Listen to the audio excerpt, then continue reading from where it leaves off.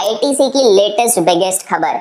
भाई 20 इयर्स बाद, 20 साल बाद जो इनका होटल बिजनेस इनने 20 साल पहले लिया था उसके ऊपर एक बहुत बड़ी खबर आई है। सोमवार दैट इज मंडे को डीमर्जर की न्यूज आई with respect to ITC hotels.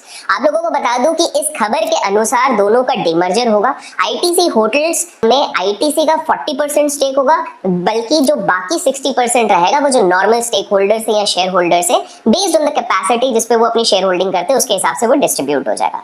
आप लोगों को बता दूं कि अगर आप लोगों को लग रहा है इससे रेवेन्यू का कोई बड़ा चेंजेस आएगा, तो मेरे हिसाब से नहीं आएगा। आप लोग स्क्रीन पे देख सकते हैं कि किस प्रकार से एट प्रेजेंट भी आईटीसी का जो सबसे ज्यादा रेवेन्यू कंट्रीब्यूशन आता है वो आता है सिगरेट बिजनेस से। Cigarette business is contributing to 41.2% which is highest. And in fact अगर आप होटल बिजनेस को अभी तक भी देखते हैं तो इनका लीस्ट कंट्रीब्यूशन वहां पे रहा है। हाँ, एक चीज जरूर है कि होटल बिजनेस का कैपिटल एक्सपेंडिचर या कैपेक्स बहुत ज्यादा रहा है, जिसके चक्कर में जैसे ही ये दोनों का डीमर्जर होगा तो आईटीसी जो मेन कंपनी है उसका आरओसीई में 2000 बेसिस पॉइंट्स तक का फायदा होगा।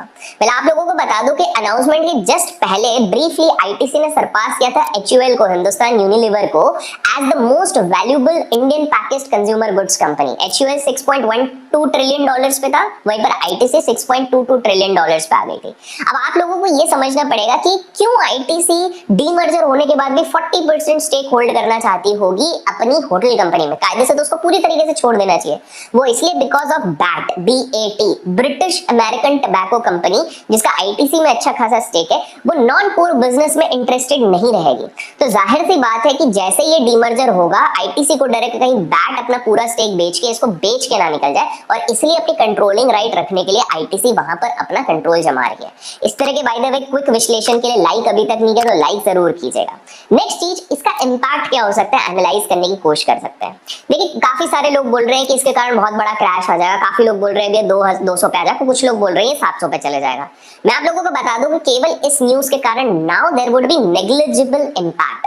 पहला, बिकॉज मैंने आपको बता दिया रेवेन्यू में बहुत ज्यादा कंट्रीब्यूशन नहीं है। दूसरा इंपैक्ट ये रहेगा कि फ्रीडम मिल जाएगी स्टेक होल्डर्स को। जिसको भैया होटल के बिजनेस में स्टेक लेना है वो होटल बिजनेस में लेगा, जिसको नॉर्मल एफएमसीजी में लेना है वो एफएमसीजी में लेगा।